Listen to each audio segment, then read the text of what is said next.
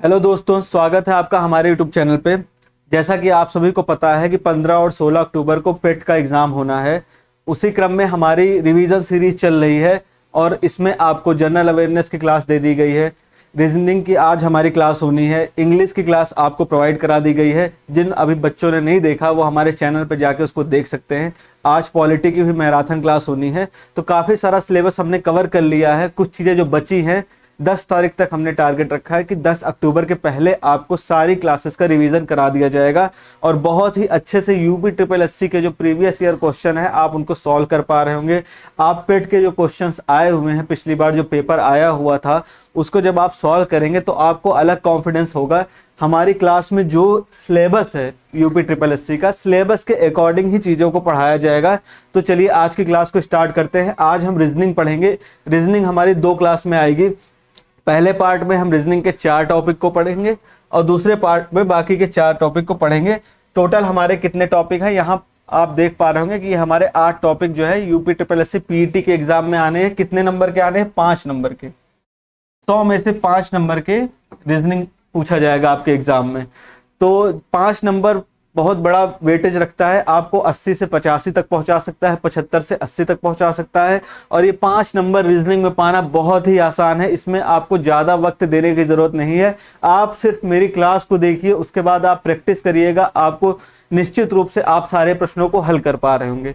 तो आइए सिलेबस पहले देख लेते हैं, क्योंकि किसी भी एग्जाम को देखने से पहले आपको उसको सिलेबस पता होना बहुत ही जरूरी है, तभी आप एग्जाम में अच्छा परफॉर्म कर पाएंगे।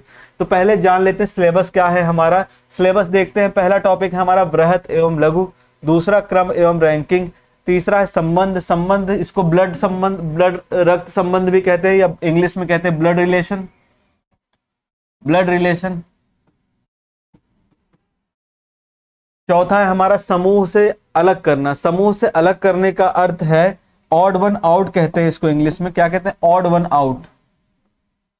ऑड वन आउट बहुत से बच्चे नहीं समझ पाते हिंदी में कि समूह से भिन्न को अलग करने का अर्थ क्या है। तो अर्थ यही है कि समूह में 4 ऑप्शन आपको दे दिए जाएंगे, जिसमें से 3 ऑप्शन एक प्रकार का होगा, चौथा ऑप्शन उस समूह से अलग होगा। उसी को हमें टिक करना होगा, उसी को हमें ढूंढना होगा कि इनमें से कौन सा ऑप्शन अलग है। ठीक है। उसके बाद कैलेंडर एवं घड़ी, इससे इंपॉर्टेंट टॉपिक है ये। इससे पिछली बार एक क्वेश्चन आया हुआ है और इस बार भी पूरे चांसेस है कि कैलेंडर एवं घड़ी से एक प्रश्न आपका जरूर आएगा। वो ही मैं आपको बताऊंगा कैसे प्रश्न एग्जाम में पूछे जाते हैं, कैसे उनको सॉल्व करेंगे। कारण एवं प्रभाव से पिछली बार तो प्रश्न नहीं आया था, लेकिन इस बार प्रश्न बनने के चांसेस हैं। हमारे टोटल 8 टॉपिक हैं। 8 में से 5 नंबर का आना है। 8 में से 5 नंबर का आएगा। तो जाहिर सी बात है कि कुछ टॉपिक से प्रश्न नहीं भी आएंगे, लेकिन हम छोड़ नहीं सकते, हमें पढ़ना सारा टॉपिक है। इसके बाद देखते हैं कोडिंग डिकोडिंग। ये भी बहुत इंपॉर्टेंट टॉपिक है। इससे भी पिछली बार यूपी ट्रिपल एससी पीईटी के एग्जाम में एक प्रश्न पूछा गया था कोडिंग डिकोडिंग से। तो ये भी हम बहुत आसानी से कर रहे होंगे। जब आप प्रश्नों को देखेंगे, आप पिछले साल का पेपर उठाएंगे तो आप आराम से चीज़ों को हल कर पा रहेंगे। उसके बाद देखते हैं तर्क विश्लेषण एवं निर्णय लेने की क्षमता, अर्थात मतलब क्या है इसका, कैसे प्रश्न पूछे जाते हैं। आपको एग्जाम में एक सिचुएशन दे दी जाएगी और उसके बाद उसमें ऑप्शन दिए जाएंगे। उस ऑप्शन में से आपको देखना होगा कि कौन सा सही है, किस परिस्थिति में हमें क्या डिसीजन लेना होगा, क्या निर्णय हम ले सकते हैं, क्या उपयुक्त निर्णय होगा, वो भी हम इसमें देखेंगे। तो पहले देख लेते हैं कौन कौन से टॉपिक हम आज की क्लास में करने वाले हैं। तो आज की क्लास में हम 4 टॉपिक करेंगे। पहला टॉपिक हमारा होगा कोडिंग डिकोडिंग, क्योंकि बहुत ही इंपॉर्टेंट टॉपिक है। इसको बहुत आसानी से, बहुत आराम से समझेंगे हम। कोडिंग डिकोडिंग एक ऐसा टॉपिक है जो आपको निश्चित रूप से एग्जाम में एक प्रश्न तो जरूर देखने को मिलेगा या एक से ज्यादा भी प्रश्न हो सकते हैं।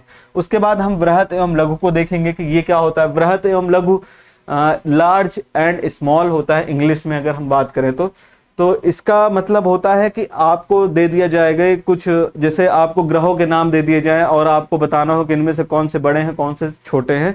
ऐसी चीजें आपको बृहत एवं लघु में देखने को मिलेंगी। दूसरा हमारा क्रम एवं रैंकिंग को पढ़ेंगे। क्रम एवं रैंकिंग का अर्थ है कि अगर क्वेश्चंस दे दिए जाएं आपको कि सी ए से बड़ा है, बी ए से छोटा है, तो इस तरह से किस तरह से आप क्रम में उनको व्यवस्थित करेंगे। और आपसे अगर पूछा जाए कि सबसे छोटा कौन है, तो आप उसको बता पाएंगे सबसे छोटा इनमें से कौन सा है। तो ये हम पढ़ेंगे क्रम एवं रैंकिंग में। इंग्लिश में इसको कहते हैं ऑर्डर एवं रैंकिंग। संबंध, संबंध का अर्थ है रक्त संबंध, ब्लड रिलेशन, ये भी आज की क्लास में हम पढ़ेंगे, रक्त संबंध।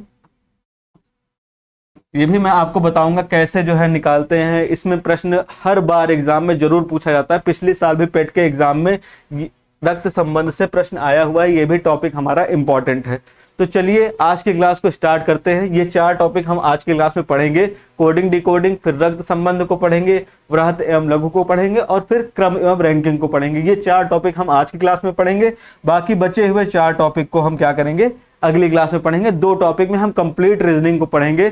ज्यादा हमें इसमें बड़ी चीजों को पढ़ने की जरूरत नहीं है, ज्यादा गहराई में पढ़ने की जरूरत नहीं है। कुछ चीजें हैं जो मैं आपको बताऊंगा और आपको अपनी समझ से उन्हें करना होगा, क्योंकि रीजनिंग एक ऐसा टॉपिक है, रीजनिंग का अर्थ ही यही है कि आपकी समझ कैसी है, आप कैसे तर्क दे पाते हैं प्रश्नों में, बस वही रीजनिंग होती है। इसमें कोई रूल, कोई नियम नहीं होते हैं कि आपको कई सारे मैथ में जैसे फॉर्मूला होते हैं, नियम होते हैं, ऐसा रीजनिंग में नहीं होता। रीजनिंग का अर्थ ही यही है कि आपकी समझ कितनी है। एग्जामिनर देखना चाहता है कि आप अपनी समझ से, अपने तर्क से कैसे प्रश्नों को हल कर पाते हैं, बस इतना ही काम रीजनिंग का है। तो चलिए अपनी पहली क्लास को स्टार्ट करते हैं और पहला टॉपिक हमारा क्या है, कोडिंग डिकोडिंग। कोडिंग डिकोडिंग से स्टार्ट करेंगे। तो इसके नाम से ही पता चल रहा, कोडिंग, कोडिंग का मतलब होता है कि कोड में, यानी सांकेतिक भाषा जो होती है कि और नॉर्मल लोगों को समझ में नहीं आती, जो यूज कर रहा है, जो प्रयोग कर रहा है और जो जिसको पहुंचाया जा रहा है जिस तक संदेश, तो वो वही समझ पाते हैं। 2 लोगों के बीच में ये कोड के द्वारा एक वार्तालाप करने का तरीका होता है। ये आर्मी में ज्यादातर इसका यूज करते हैं संदेशों को पहुंचाने के लिए। तो देखते हैं कोडिंग डिकोडिंग होती क्या है। आर्मी में तो बहुत बड़े स्तर पर कोडिंग होती है, लेकिन हम बहुत नॉर्मल एक सामान्य तरीके से कोडिंग को देख रहे होंगे कि कैसी कोडिंग एग्जाम्स में पूछी जाती है। तो पहले तरीके की जो कोडिंग होती है हमारी, वो होती है letter to digit coding. Letter to digit, letter आप सभी जानते हैं अल्फाबेट्स होते हैं। अल्फाबेट क्या होते हैं, ABCD से लेके Z तक के कितने हमारे अल्फाबेट होते हैं, 26 अल्फाबेट्स हमारे टोटल A से लेके Z तक में होते हैं। और डिजिट का अर्थ क्या है, अंक। अंक हम जानते हैं न्यूमेरिक डिजिट जो होती हैं 1 2 3 4 5 से लेके इनफाइनाइट तक, ये हमारी न्यूमेरिक डिजिट होती है। अंक मतलब हम लेटर्स को, लेटर्स मतलब ABC को अगर हम अंकों के फॉर्म में 1 2 3 के फॉर्म में लिखते हैं तो ये हमारी लेटर टू डिजिट कोडिंग होती है।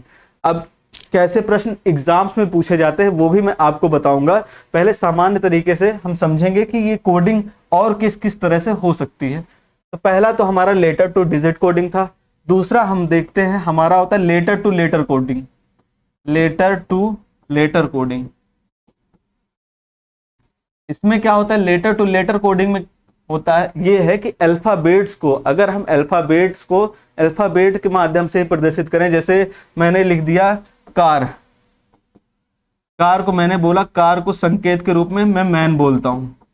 तो मैंने क्या किया, कार का अर्थ हम तो समझ रहे हैं कार है, लेकिन जो थर्ड पर्सन है वो नहीं समझ पा रहा, क्योंकि हम क्या बोल रहे हैं, मैन बोल रहे हैं। तो ये जो है लेटर टू लेटर कोडिंग होती है, क्योंकि इसमें दोनों तरफ आप किसका प्रयोग कर रहे हैं, लेटर का प्रयोग कर रहे हैं। तीसरा हमारा कोडिंग का प्रकार होता है, तीसरा प्रकार है हमारा वर्ड टू वर्ड कोडिंग। इसमें वर्ड को ही चेंज करते हैं, वर्ड टू वर्ड कोडिंग कहते हैं इसको।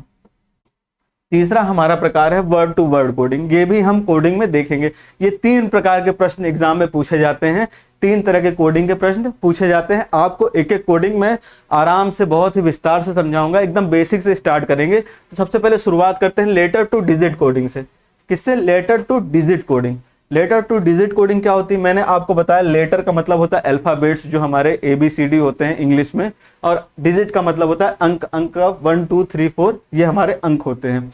तो कैसे लेटर को डिजिट में कैसे कन्वर्ट करते हैं, आइए देखते हैं। जैसे मैंने A लिख दिया, A का क्रम क्या होता है, अगर आप अल्फाबेट्स की बात करें, A से स्टार्ट करते हैं और Z तक जाते हैं तो आपके 26 अल्फाबेट्स होते हैं। और जब आप उनको नंबर में, डिजिट की फॉर्म में लिखेंगे तो आप A को 1 लिखेंगे, B को 2 लिखेंगे, C को 3 लिखेंगे, D को 4 लिखेंगे, E को 5 लिखेंगे, ऐसे आप Z को क्या लिखेंगे, 26 लिखेंगे। ये इनका क्रम होता है। इतनी बात क्लियर है। अब इसके बाद अगर मैं आपसे पूछूं कि मुझे बताइए K का क्रम क्या है, K किस नंबर पे आता है अल्फाबेट में, K का नंबर क्या होता है, तो आप कहेंगे सर K का नंबर होता है 11। लेफ्ट से अगर हम चलते हैं, लेफ्ट से, तो k का नंबर क्या होता है 11। इतनी बात समझ में आई। अगर हम लेफ्ट की बात करें और k तक पहुंचे तो कितना होता है k का नंबर 11। और अगर राइट से चले, मैं पूछूं कि राइट से इसका नंबर बताइए, राइट से क्या होगा, तो आप कहेंगे सर इसका लेफ्ट से 11 था, तो राइट से क्या होगा, राइट से अगर k की वैल्यू मैं पूछूं तो आप कहेंगे राइट से सर टोटल 26 होते हैं, टोटल 26 होते हैं, 26 में मैंने 11 घटा दिया और ये 15 आ गया, राइट से इसका आंसर 15 हो जाएगा। मतलब राइट से कौन से नंबर पे है 15, तो ये गलत है। अगर आप ऐसे करते हैं तो ये गलत है, ऐसे नहीं करना है, क्योंकि जब आप राइट से गिनेंगे तो आप देखेंगे 1 2 3 4 5 6 7 8 9 10 11 12 13 14 15 16, ये किस पे 16वें नंबर पे आता है, 16वें नंबर पे आता है। और हमने क्या निकाला है 15, हमने क्या निकाला है 15। जब यहाँ 16 और 11 को जोड़ेंगे, 16 और 11 को जोड़ेंगे तो कितना आ जाएगा 27। अब टोटल अल्फाबेट होते हैं 26 और आ रहा है हमारा 27। ये कैसे हो रहा है, ये कोई जादू नहीं है। जब भी हम क्रम को, आधे क्रम को सीधे से लेते हैं और आधे क्रम को उल्टी तरफ से लेते हैं तो हमारा योग क्या होता है, एक ज्यादा आता है। जब भी हम राइट से किसी अंक की बात करते हैं, किसी अल्फाबेट की बात लेफ्ट से करते हैं और किसी उसी अल्फाबेट की बात दूसरी तरफ से यानी राइट से करते हैं, तो हमारा अंक क्या होता है, एक बढ़ जाता है। इसीलिए इसको हम 26 में से नहीं घटाएंगे, किससे घटाएंगे, 27 में से घटाएंगे। 27 में से 11 को घटाएंगे तो हमारा कितना आ जाएगा 16। कितना आएगा 16। यही हमें करना है। ये एक बेसिक क्वेश्चन है जो एग्जाम में पूछा जा सकता है कि अगर के को हम बाईं तरफ से 11 नंबर पे पाते हैं तो के को हम दाईं तरफ से किस नंबर पे पाएंगे, तो हम 27 में से 11 को घटाएंगे और हमारा कितना आ जाएगा 16 आ जाएगा। क्लियर है इतनी बात। 26 में से नहीं घटाना है, 27 में एक ज्यादा करके घटाना है। इतना ही मेरे समझाने का अर्थ था। बहुत से बच्चे 26 में घटा देते हैं तो ये गलत हो जाता है प्रश्न। ठीक है, ये एक बेसिक सा क्वेश्चन था। चलिए अगले प्रश्न पे आते हैं। और किस तरह से प्रश्न जो है लेटर टू डिजिट कोडिंग में बन सकते हैं वो मैं आपको बताऊंगा। और ये क्रम, ये जो हमारा क्रम दिया हुआ है, ये क्रम याद करने का तरीका भी मैं आपको बताऊंगा कैसे जो है। अगर आपसे कोई पूछे पी का क्रम क्या होगा, पी किस क्रम में आता है, तो वो भी आप बहुत आसान तरीके से बता पाएंगे। ये भी मैं आपको याद करने का तरीका भी बताऊंगा। तो अगला अपना प्रश्न देखते हैं कि और कैसे प्रश्न हमारे एग्जाम में पूछे जाते हैं या पूछे गए हैं। तो अगला हमारा क्रम है, जैसे मैंने लिख दिया कि एबीसी को अगर मैं 1 2 3 लिखता हूं तो डीओजी को मैं क्या लिखूंगा, डीओजी क्या होगा हमारा। जल्दी से, ये बहुत ही सिंपल प्रश्न है, बेसिक सा प्रश्न है, आप इसका आंसर जल्दी से देंगे। एबीसी को अगर 1 2 3 लिखते हैं तो डीओजी का क्या होगा, जल्दी से बताइए, जल्दी से बताएंगे। हम यहां पर देख रहे हैं कि ए को मैंने क्या लिखा है 1, बी को क्या लिखा है 2, सी को क्या लिखा है 3। आप देख रहे होंगे कि ये जो इनका क्रम है, अल्फाबेटिकल क्रम में जब आप जाते हैं तो ए आपको सबसे पहले मिलता है, बी आपको दूसरे नंबर में मिलता है और सी आपको तीसरे नंबर में मिलता है। मतलब मैंने इनका क्या किया है, एक जिस क्रम में थे उसी क्रम में मैंने इनके नंबर को लिख दिया है। अब डीओजी का को भी उसी नंबर के क्रम में आप लिख देंगे। डी का क्या होता है, डी का होता है, आप देख रहे होंगे डी का होता है 4, ओ का देखिए, ओ का होता है 15 और जी का जब आप देखेंगे जी का क्या होता है 7। तो ये हमारा आंसर क्या हो जाएगा 4157। इसका आंसर क्या हो जाएगा 4157। क्लियर है, बेसिक सा क्वेश्चन है। केवल हमने देखा कि इसको इसी के क्रम में लिख दिया गया है। ए को 1 लिखा गया है, बी को 2 लिखा गया है, सी को 3 लिखा गया है, तो डी ओ जी को क्या लिखा जाएगा 4157। ठीक है, समझ गए। जल्दी से नोट कर लीजिए इसको। चलिए अगले प्रश्न पे आते हैं। थोड़ा प्रश्नों का लेवल धीरे धीरे बढ़ाते जाएंगे समझने के लिए, जिससे हम हर प्रकार के प्रश्नों को आराम से समझ पाएं। तो हमारा अगला क्वेश्चन है, जल्दी से बताएंगे। मैन को अगर हम लिखते हैं 28 तो रेड को क्या लिखेंगे। मैन को अगर हम लिखते हैं 28 तो रेड को क्या लिखेंगे, जल्दी से बताइए आप सब। मैन को अगर 28 लिखते हैं तो रैट को क्या लिखेंगे, जल्दी से बताइए। इसी क्रम का हमें प्रयोग करना है। मैन को जब देखेंगे तो यहां पर लिखा हुआ है एम, क्या लिखा हुआ है, एम। अब आप ढूंढेंगे एम कहां पर आता है, एम ये है 13 नंबर। जब आप क्वेश्चंस की प्रैक्टिस करेंगे तो ये नंबर अपने आप याद हो जाएंगे आपको। एम को क्या लिखते हैं 13, ए का होता है 1 और एन का होता है 14। अब 28 कैसे आ गया, अब आप देखेंगे यहां पर 28 लिखा हुआ है, 28 आया कैसे, जब हम इस 13, 1 और 14 को जोड़ेंगे तो आप देख पा रहे होंगे कि ये टोटल कितना आ जाएगा, ये 28 आ रहा है। मतलब ये हम समझ गए कि इसमें क्या रीजनिंग लगाई जा रही है, इसमें इनके डिजिट को, इनकी न्यूमेरिकल वैल्यू को क्या किया जा रहा है, जोड़ा जा रहा है, सिंपली जोड़ा जा रहा है। तो वैसे भी हम रैट की न्यूमेरिकली वैल्यू को क्या करेंगे, डिजिट को इनके जोड़ देंगे। अब रैट का आर का देखते, आर 18 होता है, ए कितना होता है 1 होता है और टी होता है 20। इन सब को जब हम जोड़ देंगे, इन सब को जोड़ देंगे तो जल्दी से बताइए क्या आएगा, 39 आएगा। क्या आएगा, 39, यही हमारा आंसर हो जाएगा। इतनी सी बात समझ में आई, इतनी सी बात समझ में आई। जल्दी से नोट कर लीजिए इसको, जल्दी से नोट करेंगे तो हम अगले प्रकार की तरफ बढ़ेंगे।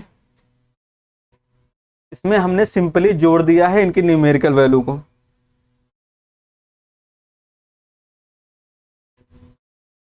क्लियर है, ठीक है। चलिए अगले प्रश्न पे आते हैं, अगला प्रश्न देखते हैं।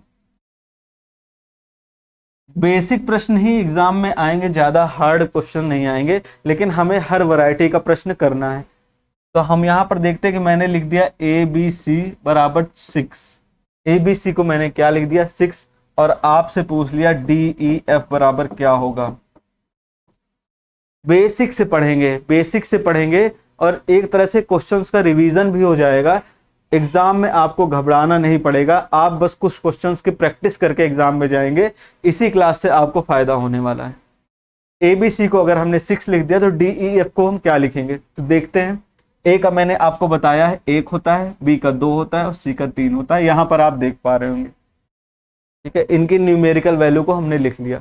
अब आप देख रहे होंगे कि यहां पर 6 कैसे आ रहा है, तो 6 यहां पर जब हम 1 और 2 और 3 को जोड़ेंगे तो कितना आ जाएगा 6, ठीक है।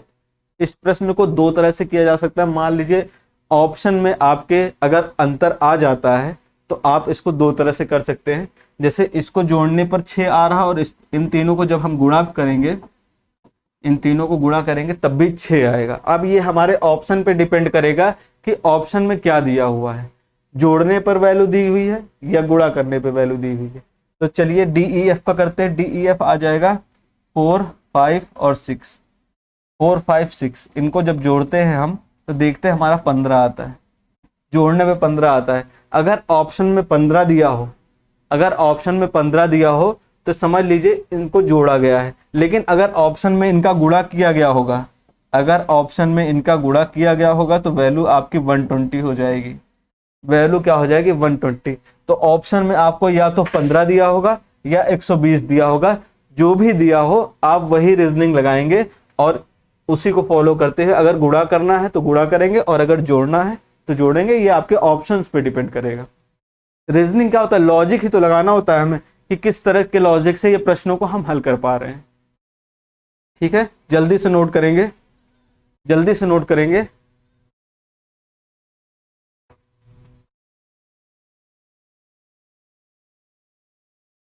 चलिए अगले प्रश्न पे आते हैं।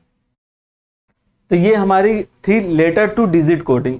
इसमें हमने क्या किया, लेटर को डिजिट के माध्यम से प्रदर्शित किया है। अब अगले प्रकार पे आते हैं। अगला प्रकार है हमारा, दूसरा क्या था, लेटर टू लेटर कोडिंग। दूसरा क्या था, लेटर टू लेटर कोडिंग।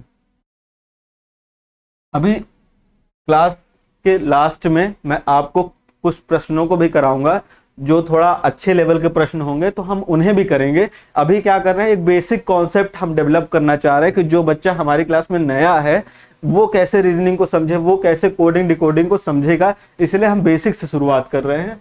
तो लेटर टू लेटर कोडिंग देखते हैं क्या होता है। मैंने आपको बताया है कि लेटर को जब लेटर के फॉर्म में लिखा जाता है, लेटर को जब हम लेटर के फॉर्म में लिखेंगे उसे क्या कहेंगे, लेटर टू लेटर कोडिंग कहेंगे। अभी तक हमने क्या किया था, लेटर को न्यूमेरिकल वैल्यू में लिखा था। अब वो वैल्यू को याद करने का तरीका मैंने आपको नहीं बताया है। इसको अगर याद करना हो तो आप कैसे याद करेंगे, तो इसको याद करने के लिए सिंपल एक फॉर्मूला होता है, फॉर्मूला कह लीजिए या एक ट्रिक कह लीजिए, इजोटी के नाम से होती, जो मैं फॉलो करता हूं, मैं इसी को फॉलो करता हूं।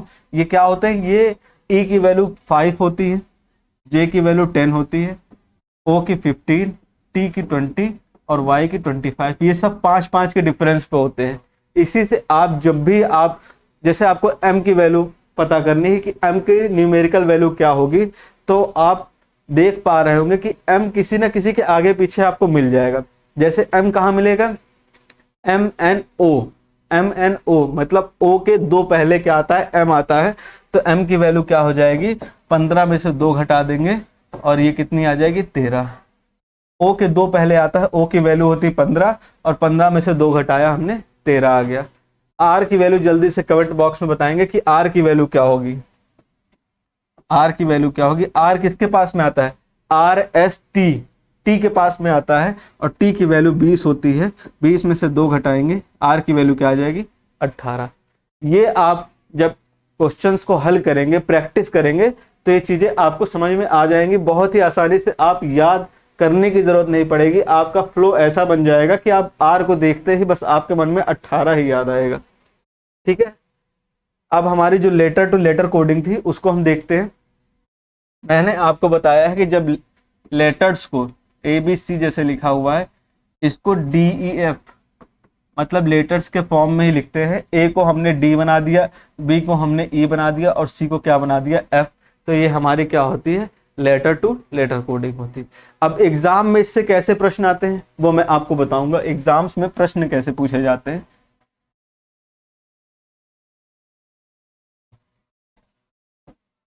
एग्जाम्स में लिख दिया जाएगा कि अगर ABCD, ABCD को हम क्या लिख दें, BCDE लिख देते हैं। ABCD को हम BCDE लिख देते हैं, तो फिर GHID इसको क्या लिखेंगे, जल्दी से बताइए इसको क्या लिखेंगे। तो हम यहाँ पर देख पा रहे होंगे कि ए को क्या लिख दिया गया है, बी। ए को क्या लिख दिया गया है, बी। ए के बाद क्या आता है, बी। तो यानी हमने क्या किया, +1 किया है। क्या किया, +1 किया। फिर बी को क्या लिख दिया गया, बी को सी लिख दिया गया, यहाँ भी हमने +1 किया। सी को क्या लिखा गया, सी को डी लिखा गया, यहाँ भी हमने +1 किया। और डी को क्या लिखा गया, ई, यहाँ भी +1 किया। मतलब कि हमने कोडिंग कैसे की है, एक एक अल्फाबेट जोड़ करके हमने क्या की है, कोडिंग की है। तो वैसे यहाँ पर भी आप करेंगे। जी में जब 1 जोड़ेंगे तो एच आ जाएगा, एच में जब 1 जोड़ेंगे तो एच के बाद क्या आता है, आई, आई में 1 जोड़ेंगे तो जे, और डी में जब 1 जोड़ेंगे तो क्या आ जाएगा, ई। यही हमारा आंसर हो जाएगा। ठीक है, ये भी बहुत सिंपल प्रश्न है, बेसिक से चलना है हमें, हमें ज्यादा जो है अभी भागना नहीं है, सबको समझ में आनी चाहिए चीजें। जल्दी से नोट कर लीजिए, जल्दी से नोट करेंगे तो हम अपने अगले प्रश्न पे आएंगे।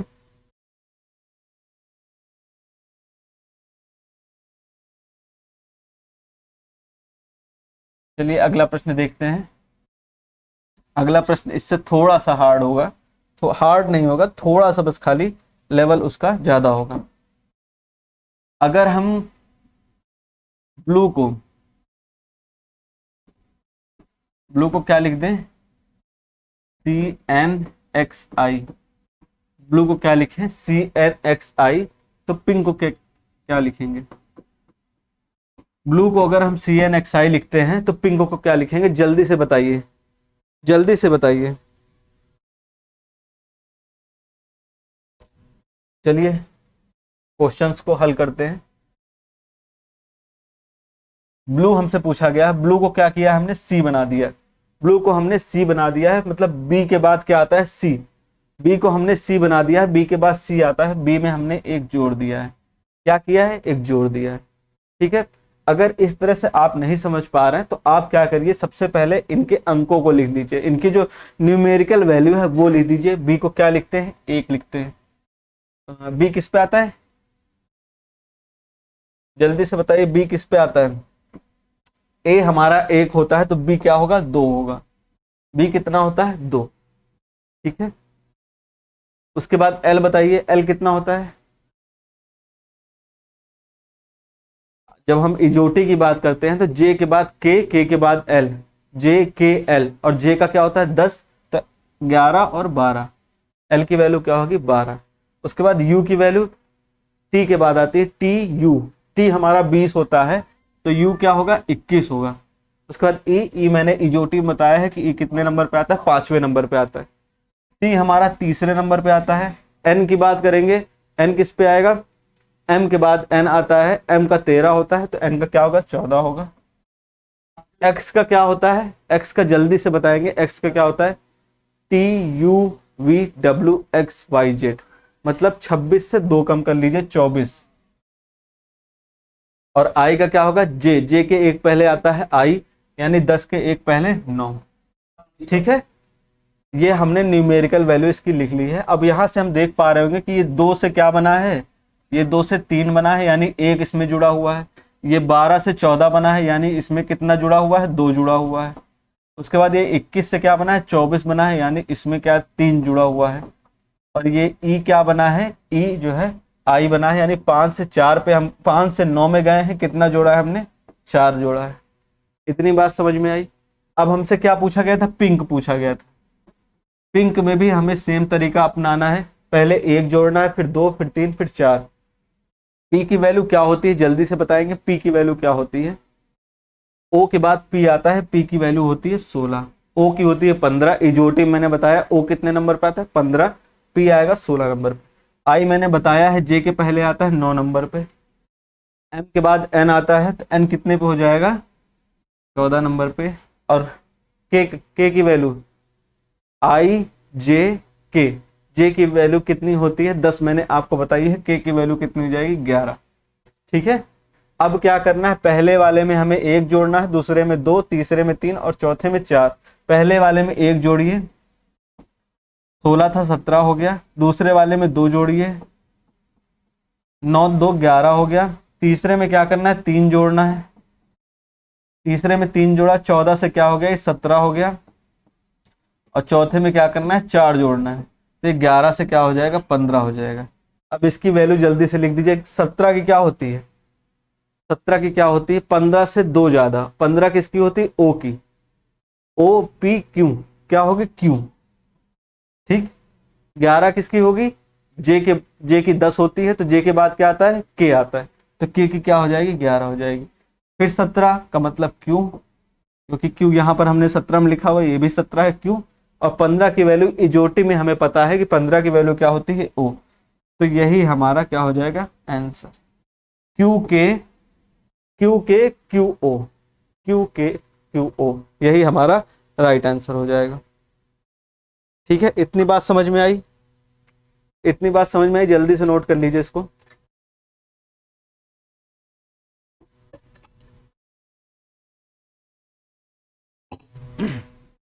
चलिए आगे बढ़ते हैं। लेटर टू लेटर कोडिंग में एक कोडिंग होती है पोजीशंस को चेंज करके, पोजीशंस को चेंज करके एक कोडिंग होती है, उसमें हमें न्यूमेरिकल वैल्यू लिखने की जरूरत नहीं पड़ती है, वो हमें ऑटोमेटिक पता चल जाती है।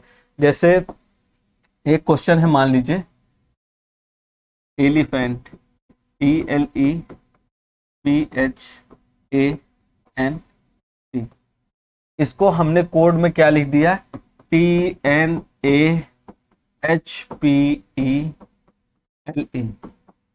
इस तरह से लिख दिया। अब हमें यहाँ पर बस अपनी समझ से इस प्रश्न को हल करना है, हमें यहाँ कोडिंग करने की जरूरत नहीं, यहाँ न्यूमेरिकल वैल्यू लिखने की जरूरत नहीं है। यहाँ पर हम देखेंगे कि ELE लिखा हुआ है और लास्ट में हम देखेंगे ELE, फिर क्या आया है, P आया है, PHHAANNTT, तो ये क्या लिखा गया है, ये इसके क्रम को अपोजिट कर दिया गया है, ये चेंज इन पोजीशन कर दी गई है। क्या किया गया है, change in position, change in position, ये हमारा लेटर टू लेटर कोडिंग का एक टाइप है, चेंज इन पोजीशन। अगर पोजीशन उसको चेंज कर दिया जाए तो हमें क्या करना होगा, तो हमें अगर सिंपल से कुछ भी पूछा जाए, जैसे काइट का पूछ लिया जाए, काइट का बताइए क्या होगा। अगर एलिफेंट को ऐसे लिखा गया है तो काइट को क्या लिखेंगे, काइट को सिंपल इसके भी आप पोजीशन को चेंज कर दीजिए, के को पहले लिख देंगे, फिर लिखेंगे टी, फिर आई और टी। इसमें हमने क्या किया, पोजीशन को जस्ट उल्टा कर दिया, जैसे एलिफेंट में किया गया था, हमने काइट में पूछा गया तो काइट को भी उल्टा कर दिया। ठीक है, जल्दी से नोट कर लीजिए। चलिए अगले प्रश्न पे आते हैं। अगला एक प्रकार है अपोजिट वर्ड पूछा जाता है।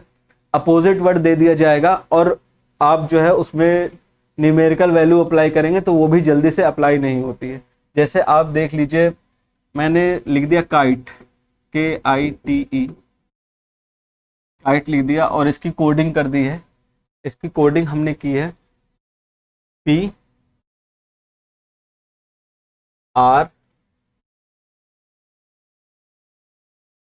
और उसके बाद क्या किया है G और V, PRGV हमने कर दिया। और आपसे पूछा गया है रेड का बताइए, आपसे पूछा जाए रेड का बताइए, जल्दी से इसका आंसर करिए। काइट को हमने PRGV लिख दिया तो रेड का आपसे पूछा, जल्दी से इस प्रश्न को सॉल्व करके बताइए। तो यहाँ पर हम देखेंगे, ये मैंने आपके सामने अपोजिट लिख दिए हैं कि कौन से क्रम में अपोजिट में आता है। जैसे ए, अगर हम शुरुआत से स्टार्ट करते हैं तो ए आता है, लेकिन अगर हम अंत से स्टार्ट करते हैं तो जेड आता है। तो ए के अपोजिट में क्या होता है, जेड।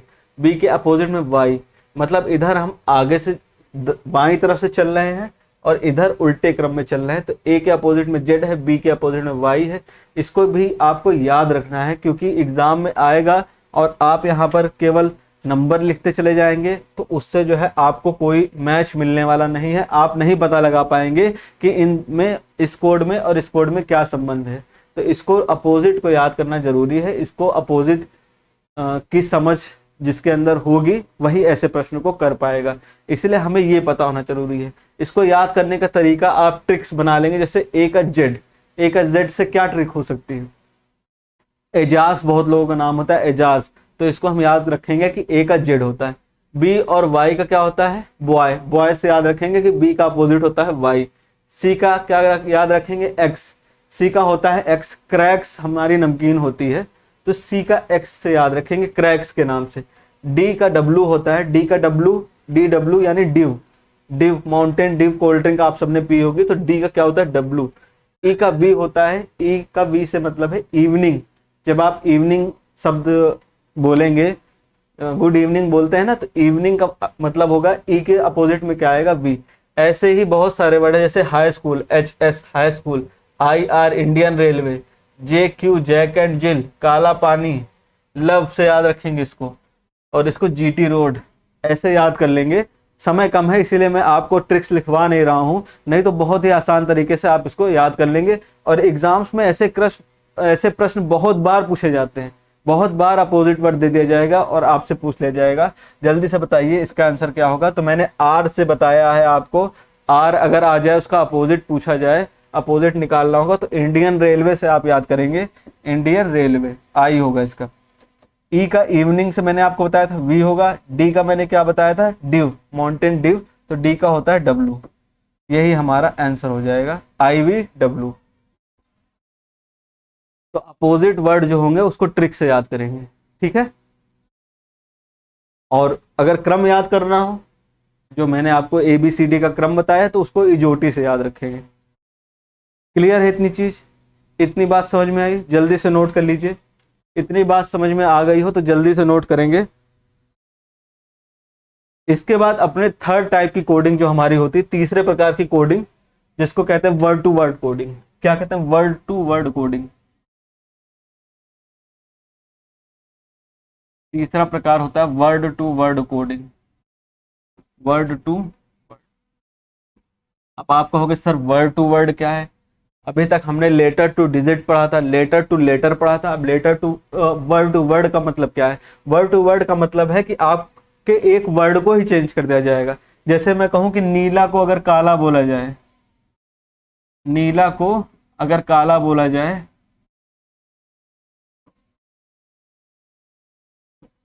तो यहां हमने क्या किया, वर्ड को ही चेंज कर दिया, नीला का क्या कर दिया काला, काला को सफेद बोला जाए, काला को अगर सफेद बोला जाए, सफेद को लाल बोला जाए, सफेद को क्या बोला जाए, लाल बोला जाए, तो आसमान का रंग क्या होता है, आसमान मैं पूछ लूं उसके बाद कि आसमान का रंग क्या होगा, आसमान का रंग आपको बताना है। मैं बोल दूं नीला को काला कहा जा रहा है, काला को सफेद कहा जा रहा है और सफेद को लाल कहा जा रहा है, तो आसमान का रंग बताइए क्या होगा, जल्दी से बताइए आसमान का रंग क्या होगा। और 4 ऑप्शन दे दिए जाए, पहला ऑप्शन आपको ब्लैक दे दिया जाए काला, दूसरा ऑप्शन दे दिया जाए लाल, तीसरा ऑप्शन दे दिया जाए ब्लू और चौथा ऑप्शन दे दिया जाए व्हाइट। तो आप क्या लगाएंगे, आसमान का रंग सब कहेंगे सर आसमान का रंग तो नीला होता है, नीला होता है और सब लोग नीला लगा देंगे ब्लू, लेकिन ये गलत हो जाएगा क्योंकि यहाँ पर वर्ड को चेंज कर दिया गया है। नीला को क्या बोला जा रहा है, वर्ड को वर्ड की कोडिंग दी गई है, मतलब नीला को काला बोला जा रहा है, तो आसमान का रंग क्या हो जाएगा काला, आसमान का रंग अब नीला नहीं होगा, क्या होगा काला होगा। देखिए आसमान का रंग ही बदल गया, कोडिंग से आसमान का रंग बदल गया, क्या हो गया काला हो गया। तो ये ऐसे जो क्वेश्चंस होते हैं ये भी मैं आपको कराऊंगा और दिखाऊंगा, एग्जाम में पूछे गए हैं ऐसे प्रश्न, ऐसे प्रश्न यूपी ट्रिपल एससी की परीक्षा में पूछे गए हैं, इस प्रकार का प्रश्न आने की पूरी संभावना है। तो मैं आपको क्वेश्चंस को अभी आगे सॉल्व कराऊंगा और दिखाऊंगा कैसे प्रश्न एग्जाम्स में आ रहे हैं, पूछे जा रहे हैं। चलिए प्रश्न, कुछ प्रश्न जो एग्जाम में पूछे गए हैं यूपी ट्रिपल एससी ने, उसको सॉल्व कर लेते हैं। चलिए ये प्रश्न है, जल्दी से इसको सॉल्व करेंगे, बहुत ही आसान प्रश्न है, मैंने आपको बताया हुआ है कैसे जो है वर्ड टू वर्ड कोडिंग को करना है। इसमें क्या देखिए, इसमें वर्ड टू वर्ड कोडिंग की गई है, एक word letter to letter coding है, ये लेटर टू लेटर कोडिंग है, लेटर को ही किस में बना दिया गया है, लेटर में बना दिया गया है। अब आप जो है इसको बताइए जल्दी से इसका आंसर क्या होगा। अब यहां आप देख पा रहे होंगे टी को क्या बना दिया गया है, एस बना दिया गया है, टी को क्या बना दिया गया है, एस बना दिया गया है। प्रश्न को पढ़ेंगे, एक कोड भाषा में यदि टेबल को SYYHZ लिखा जाता है तो उस कोड भाषा में चेयर को क्या लिखा जाएगा, जल्दी से बताइए चेयर को क्या लिखा जाएगा। अब यहां मैंने आपको बताया हुआ है, सबसे पहले हमें क्या पता करना है, संबंध पता करना है कि इनका इनमें क्या संबंध है, इन सब लेटर्स का इन सब लेटर्स में क्या संबंध है। जल्दी से देखेंगे, आप भी सॉल्व करिए प्रश्न को तब तक। चलिए अब इधर देखिए, टेबल को क्या लिख दिया गया, TABLE टेबल था, टेबल को लिख दिया गया SYYHZ, SYYHZ। जल्दी से इसको बताइए, टी को एस में बदला गया है, टी को किस में बदला गया है, टी की वैल्यू क्या थी, टी की न्यूमेरिकल वैल्यू जल्दी से बताइए क्या होगी। इजोटी से मैंने याद कराया था, इजोटी से मैंने आपको याद कराया हुआ है, टी की वैल्यू जल्दी से बताएंगे क्या होगी, इजोटी मैंने बताया है।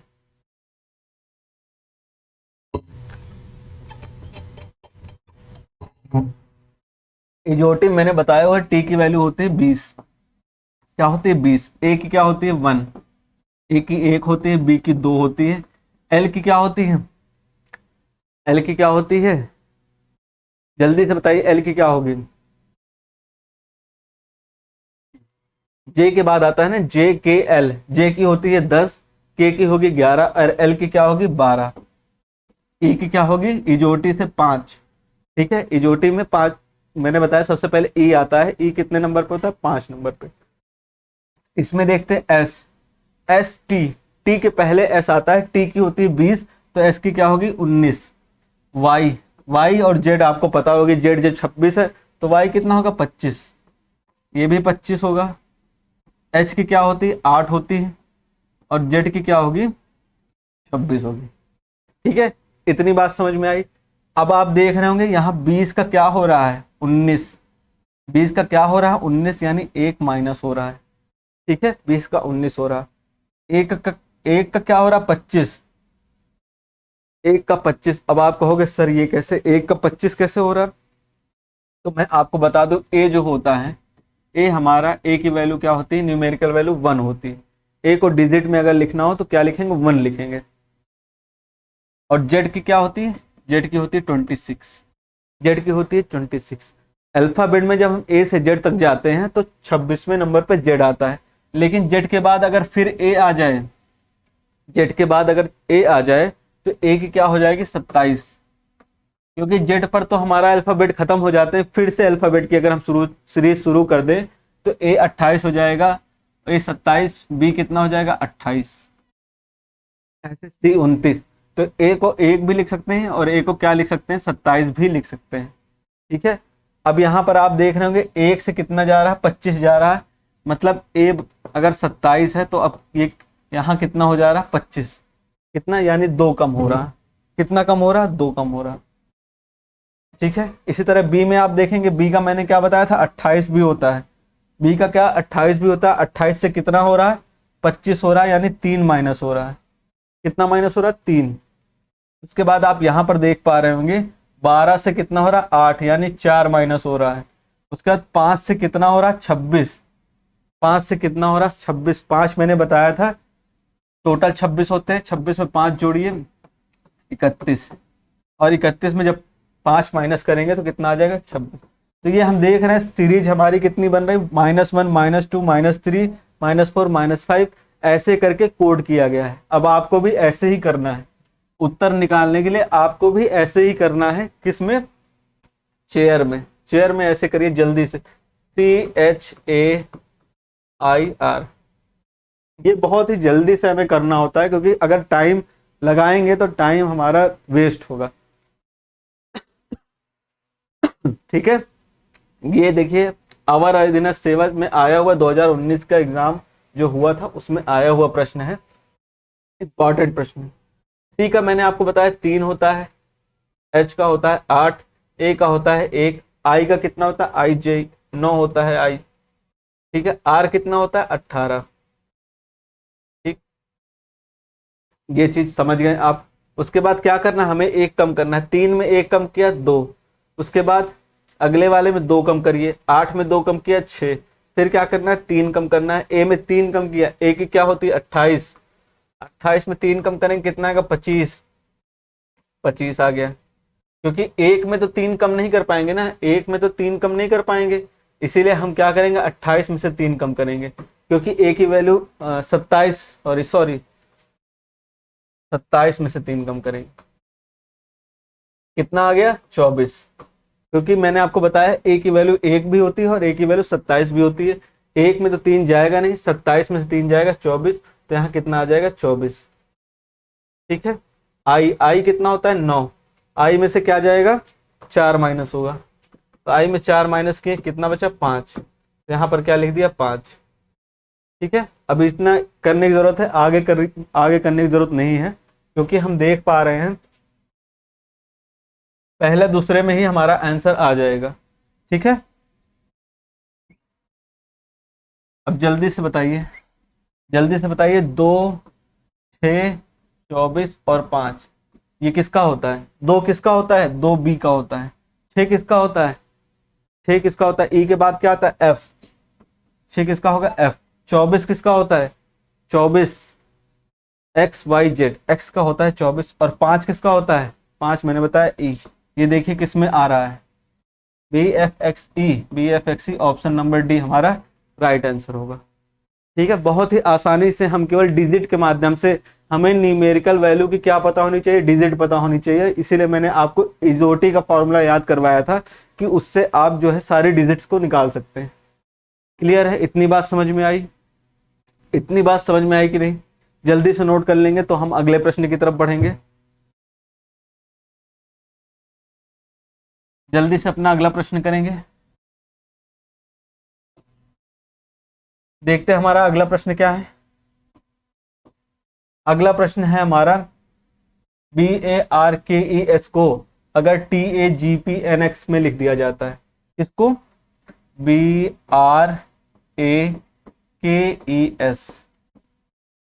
इसको क्या लिख दिया गया, इसको लिख दिया गया TAGPNX। GPNX। तो हमसे क्या पूछा है, हमसे जो है व्हील्स का पूछा है। ठीक है, जल्दी से इसको करेंगे, इस प्रश्न को जल्दी से करेंगे। इस प्रश्न को जल्दी से करने का तरीका क्या है, अगर जल्दी से इस प्रश्न को करना हो तो हम क्या करेंगे, हम यहाँ पर ऑप्शन में देखेंगे कि ऑप्शन में क्या दिया हुआ है। ऐसे प्रश्न को ऑप्शन से सॉल्व करेंगे। रीजनिंग क्या है कि जितना आप काम समय में सॉल्व कर पाएंगे उतना आपको फायदा होगा। ऑप्शन में हम देखते हैं कि TVM और TVN ये तीन चीज तो कॉमन है, ये तीन चीज तो सब में आई हुई है। यहाँ पर बदला है, चौथा वाला जो वर्ड है हमारा, चौथा वाला सब में अलग अलग है। मतलब अगर हमें चौथा जो लेटर है हमें पता चल जाए कि कौन सा होगा इसमें, व्हील को क्या लिखा जाएगा, इसका अगर पता करना है तो चौथा वर्ड हमारे लिए इंपॉर्टेंट होगा, चौथा अक्षर जो है वो हमें पता करना है। तो यहाँ पर जल्दी से देखिए, 2 लिखा है, R को क्या लिखेंगे 18, ए को 1 लिखते हैं, के को क्या लिखते हैं को 11 लिखेंगे, ई को 5 लिखेंगे, एस को लिखेंगे 19। ठीक है, समझ में आई। उसके बाद टी को क्या लिखते हैं 20, 1, जी को क्या लिखते हैं, जी का क्या होता है, ई के बाद एफ और जी, यानी जी का होगा 7। पी का क्या होता है, ओ के बाद पी आता है 16, एन के बाद 14, एक्स का क्या होगा XYZ, एक्स का होता है 24। ठीक है, इतनी चीज हमें समझ में आई। अब देख रहे हैं क्या हो रहा है, कोई इसमें संबंध दिख रहा, 2 से ये 20 हो रहा, 2 से 20 मतलब बहुत ज्यादा दूर हो गया, इतनी दूर हमें नहीं जाना, और कोई संबंध ढूंढते हैं इसमें। और क्या हो रहा है जल्दी से देख के बताएंगे कि और हो क्या रहा है, जल्दी से बताइए, जल्दी से बताइए इसका संबंध।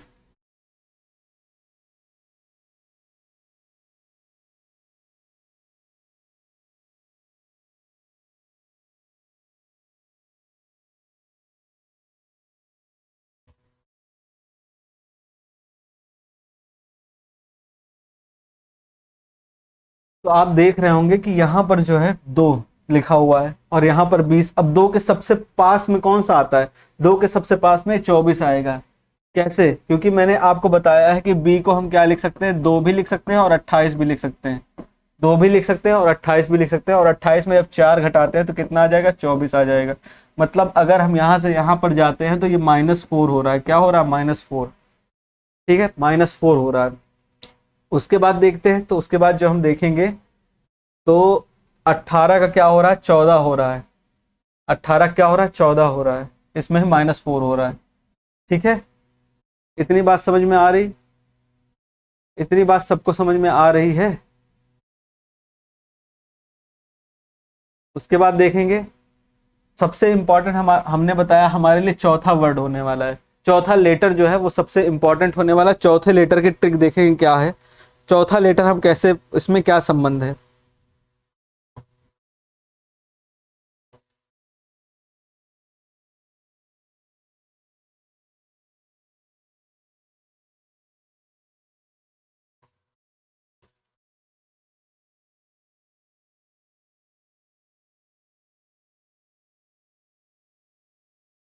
जो हमारा चौथा लेटर हम देख रहे हैं, ये 11, 11 से क्या हो रहा है, 16 हो रहा है, 11 से क्या हो रहा है, 16 हो रहा है। तो ये कितना जो है 5 ज्यादा है, कितना ज्यादा है, 5 ज्यादा है। तो इसमें भी हम क्या करेंगे, जो हमारा चौथा वर्ड है ई, ई का क्या होता है 5। ठीक है, ई का क्या होता है 5, 11 से क्या हो रहा है 14। अब इसमें हम क्या करेंगे, ऐड कर देंगे।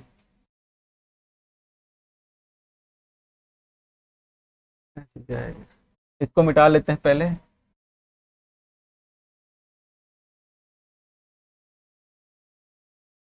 व्हील की बात करते हैं, व्हील। अब इसमें हम देख रहे हैं कि हमारा जो चौथा वर्ड है, चौथा कौन सा था, के किस में बदल रहा है, पी में। मतलब एक पहले की बात, एक बाद, के किस में क्या बदल रहा है, पी में। उसी तरह ई किस में बदल जाएगा, एफ में।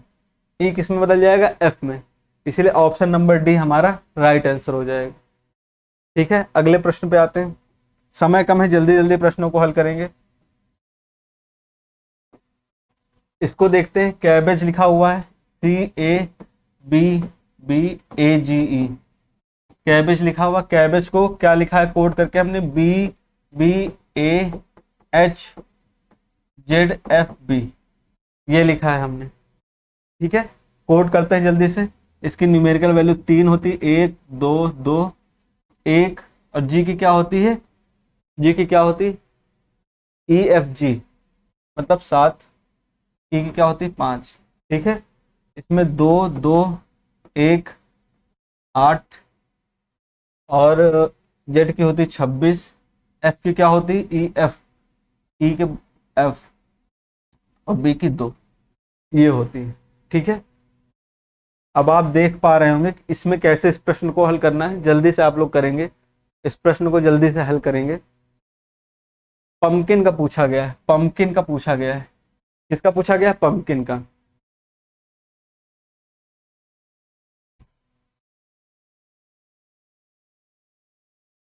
अब यहां पर आप देखिए कि सी के बाद, सी के नीचे कौन आया हुआ है, बी। सी के नीचे क्या आया है, बी। मतलब 3 में से एक कम हो गया, क्या हुआ, एक कम हुआ। तो यहाँ दूसरा भी जो हमें दिया है, बी में से एक कम होना चाहिए था, बी में से एक कम यहाँ पर ए होना चाहिए था, लेकिन ऐसा नहीं है। इसका मतलब ये नीति हमारी काम नहीं करेगी, हमें कुछ और ट्राई करना होगा। तो यहाँ पर देखेंगे 3 लिखा हुआ है और यहाँ पर क्या लिखा हुआ है, 2। ऐसा कुछ लग रहा है क्या, हाँ ये देखिए यहाँ पर बी है, यहाँ पर ए है। मतलब क्या हो रहा है, यहाँ से -1 करेंगे तो यहाँ पर हम पहुंच जाएंगे, यहाँ भी -1 करेंगे तो यहाँ पर हम पहुंच जाएंगे। मतलब आखिरी वाला क्या है, -1 पे है। तो इसी तरह हम n में भी क्या करेंगे, n में क्या करेंगे, n में भी -1 करेंगे तो क्या आ जाएगा, m। m देखते हैं किस में है, m ऑप्शन नंबर सी में। m किस में है, ऑप्शन में, क्योंकि n जो होगा, n के एक पहले क्या आएगा, m आएगा। और m यहाँ पर देखिए लास्ट में किसके दिया हुआ है, लास्ट के किसके दिया हुआ है, ऑप्शन नंबर सी हमारा राइट आंसर होगा, ठीक है। एक सेकंड, एक सेकंड। स्टार्टिंग वाले में से -1 करेंगे, स्टार्टिंग वाले में से। तो इसमें स्टार्टिंग में क्या है, पी, पी है ना, स्टार्टिंग में क्या है, पी। तो जब पी में -1 करते हैं तो क्या आएगा, पी में -1 करेंगे तो क्या आएगा, ओ, ओ। तो यानी किसके लास्ट में ओ है, ओ इसके लास्ट में है। तो ऑप्शन नंबर डी हमारा राइट आंसर होगा। ग्राम विकास अधिकारी की परीक्षा में पूछा गया प्रश्न है। इसके पहले अक्षर को क्या करेंगे, -1 करेंगे तो इसका अंतिम अक्षर हमें मिल जाएगा, ठीक है। इतना सब हमें करने की जरूरत नहीं है इसमें। आपके सामने ही मैं प्रश्नों को हल कर रहा हूं पहले से। इन चीजों को अगर आपने एग्जाम देखा होगा तो ये चीजें आपको अचानक से क्वेश्चन मिलती है, इसीलिए मैं भी आपके सामने ही इसको कर रहा हूँ। पहले से कोई ऐसा मैंने देख के नहीं रखा था कैसे प्रश्न हैं, तो आपके सामने ही इनको मैं हल कर रहा हूँ। इसीलिए सारे लॉजिक लगाने पड़ते हैं प्रश्नों में कि कौन सा लॉजिक अप्लाई हो रहा है, कौन सा नहीं हो रहा है। चलिए अगले प्रश्न पे आते हैं, जल्दी से अगले प्रश्न को करेंगे। अगला प्रश्न है हमारा, रिदमिक को क्या लिखा जा रहा है, ये लिखा जा रहा है। तो म्यूजिक का बताना है क्या लिखा जाएगा, जल्दी से इसको करेंगे। आर का होता है 18, तो फिर क्यू लिखा हुआ है, क्यू का क्या होता है, ओ पी क्यू। ओ का 15, पी का 16 और क्यू का 17। मतलब क्या हो गया, -1 कर दिया गया है। क्या किया गया, -1। तो एम में भी -1 कर दीजिए, क्या आ जाएगा, एन। एन किस में है, ये दोनों तो कट गए, यही दोनों बचे, ठीक है। इसके बाद हम देखते हैं इसमें वी है, इसमें भी वी है। मतलब हमें थर्ड वर्ड देखना है। थर्ड वर्ड कौन सा है, आप यहाँ पर तीसरा देख पा रहे हैं, वाई है, यहाँ पर एक्स है। मतलब वाई के एक पहले एक्स आता है, तो एस के एक पहले क्या आएगा, यू वी। एस के पहले क्या आता है, आर एस। एस के पहले क्या आता है, आर। यानी ऑप्शन नंबर ए हमारा राइट आंसर होगा। जल्दी से अगले प्रश्न पे आएंगे। अगला प्रश्न मैंने आपको बताया है कि ऐसे प्रश्न भी एग्जाम में पूछे जाते हैं। ये वर्ड टू वर्ड कोडिंग का ही एक पार्ट है। एक निश्चित कोड भाषा में एक गुलाबी को सफेद कहा जाता है। गुलाबी को क्या कहा जा रहा है, सफेद। सफेद को पीला कहा जा रहा है, पीले को लाल कहा जाता है, लाल को हरा कहा जाता है, हरे को काला कहा जाता है, काले को बैगनी कहा जाता है, बैगनी को नारंगी कहा जाता है। तो मानव का रक्त किस रंग का होता है, मानव का रंग किस रंग का होता है, लाल। किस रंग का होता है, लाल रंग का होता है ना। सभी मानव का रक्त देखा है लाल होता है, और आप लाल पैसे लगाएंगे तो आपका गलत हो जाएगा। यही होती कोडिंग। कोडिंग ने लाल को क्या कहा है, कोडिंग में लाल को देखिए क्या कहा गया है, लाल को हरा कहा गया है। तो अब मानव का रक्त कैसा होगा, हरा होगा, लाल नहीं होगा। क्या होगा, हरा। ऑप्शन नंबर बी हमारा राइट आंसर होगा। जल्दी से नोट कर लीजिए इसको। अगले प्रश्न पे आते हैं। अगला प्रश्न है हमारा, ए बी की बेटी है और बी सी की बेटी है। ये अच्छा, ये रक्त संबंध का प्रश्न है। रक्त संबंध मैंने आपको बताया नहीं, बता देता हूं। रक्त संबंध के प्रश्न को कैसे करेंगे, जल्दी से देखिए। रक्त संबंध में क्या होता है, इससे भी एक प्रश्न जरूर आपके एग्जाम में मिलेगा, इसलिए मैं आपको जल्दी से बता देता हूं कि रक्त संबंध के प्रश्नों को कैसे हल करेंगे। रक्त संबंध में जैसे पूछा जाए, कई सारे प्रश्न होते हैं, पूछे जाते हैं कि किसी महिला ने इशारा करते हुए बताया कि ये मेरे पति के चाचा की पुत्री की दादी है। तो अब इस तरह के प्रश्न को कैसे हल करना है, तो जब भी रक्त संबंध की बात होगी तो हम इसको एक एल्गोरिथम के माध्यम से हल करते हैं, मतलब एक चित्र बनाते हैं जिसको हम अपनी समझ के लिए समझते हैं। जैसे कि हमने ये त्रिभुज को हम क्या करेंगे, मेल के लिए यूज करेंगे।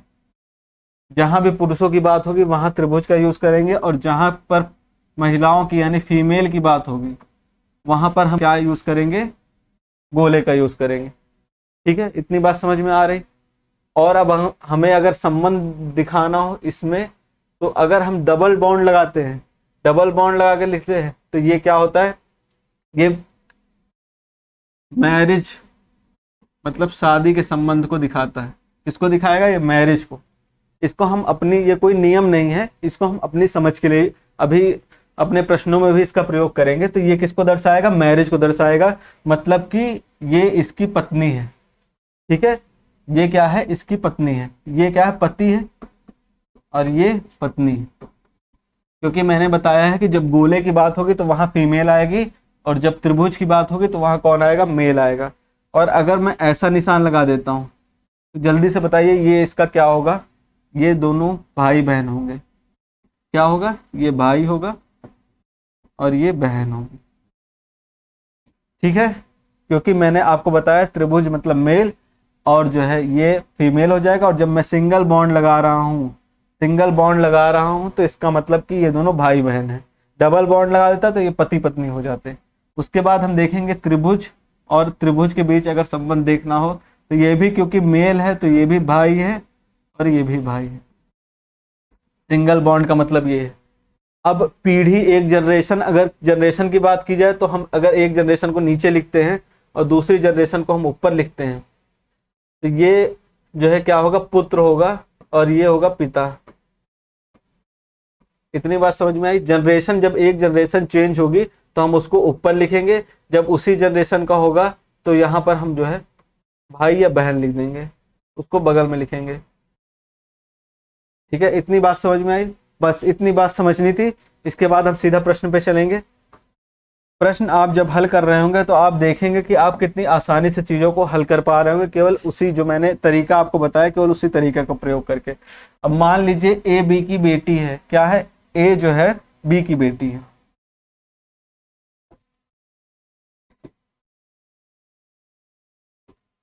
ए क्या है, बी की बेटी है। बेटी है इसीलिए इसको क्या करेंगे, गोले में करेंगे। ठीक है, क्योंकि ए लड़की है ना, ए बेटी है किसकी, बी की, तो बी ऊपर रहेगा, क्योंकि बी जो है एक जनरेशन ऊपर रहेगा, वो उसकी पुत्री है। अब बी क्या है, मेल है कि फीमेल, यहां हमें नहीं पता, ये इसका पिता भी हो सकता है और माता भी हो सकती है। ठीक है, उसके आगे हम पढ़ते हैं, बी सी की बेटी है। बी क्या है, सी की बेटी है। बी किसकी बेटी है, सी की। इसको थोड़ा नीचे लिख लेते हैं। अभी तक हमने देखा कि ये ऐसे बना हुआ था। अब ये जो बी है, बी बेटी है, मतलब बी क्या है, स्त्री है। किसकी बेटी है, बी, सी की। अब सी बी का पिता भी हो सकता है और सी बी की माता भी हो सकती है। सी डी का भाई है। सी किसका भाई है, डी का भाई है। अब ये भाई है, भाई का मतलब ये पुरुष हो गया, ये भाई है, ये पुरुष हो गया। अब डी जो है मेल भी हो सकती है, फीमेल भी हो सकती है। डी ई की माँ है। डी किसकी माँ है, डी माँ है किसकी, ई की। तो ई क्या आ जाएगा, नीचे आ जाएगा। ई पुत्र है कि पुत्री, ये हमें नहीं पता है। यदि ई मादा है, मतलब ई क्या है, फीमेल है, तो ए का ई से संबंध बताना है। ए का ई से क्या संबंध होगा ये हमें बताना है। इसको बताइए जल्दी से, ए का ई से क्या संबंध होगा। मैंने आपको बताया है कि जब सेम जनरेशन में हो, ये दोनों क्या है, सेम जनरेशन में है, तो ये दोनों क्या होंगे, भाई बहन होंगे कि बहन बहन होंगे, क्योंकि दोनों में गोला लगा हुआ है, इसलिए दोनों क्या होंगी, बहनें होंगी। क्या होंगी, बहनें होंगी। ठीक है, बहनें होंगी। तो बहन की लड़की, बहन की लड़की क्या होगी, जल्दी से बताइए, बहन की लड़की क्या होती है, बहन की लड़की भतीजी होती है। ऑप्शन नंबर बी हमारा राइट आंसर होगा। बहन की लड़की क्या होगी, भतीजी होगी। अगले प्रश्न पे आते हैं, जल्दी से प्रश्नों को हल करेंगे। ई एफ से कहा आप मेरे, ई ने एफ से क्या कहा, ई ने एफ से कहा, अब हमें नहीं पता कि ई एफ क्या इनका जेंडर है, ये हम नहीं जानते हैं। आप मेरे बेटे, मतलब ई ने एफ से कहा कि ये मेरे बेटे, इनके बेटे यहाँ होंगे बेटे, इनके बेटे की पत्नी, क्योंकि बेटा तो मेल होगा, बेटे की पत्नी फीमेल, डबल बॉन्ड लगा देंगे। मैंने आपसे बताया कि डबल बॉन्ड लगाते हैं। आप मेरे बेटे की पत्नी के ससुर हो, पत्नी के ससुर, पत्नी के ससुर क्या होंगे, मेरे बेटे की पत्नी के ससुर, पत्नी के ससुर भी ऊपर ही जाएंगे, पत्नी के ससुर, ससुर का मतलब ये मेल है। ठीक है, और ससुर क्या होते हैं, बेटे के पिता ही तो होते हैं, बेटे के पिता ही तो होते हैं। तो ये अगर ये पिताजी हैं और ये ई के पुत्र हैं, तो ई क्या होंगी, इनकी माताजी होंगी, ई की माताजी होंगी। और इन दोनों में क्या संबंध होगा, ये दोनों शादीशुदा हस्बैंड वाइफ होंगे, पति पत्नी होंगे ना, पति पत्नी होंगे ना। क्यों, समझ में आ रहा है। यहां पर देखिए क्या लिखा है कि मेरे बेटे की पत्नी, ई ने कहा कि आप मेरे बेटे की पत्नी के ससुर हो। तो ये ई एफ का क्या है, जल्दी से बताइए, इस चित्र को देख के जल्दी से बताइए।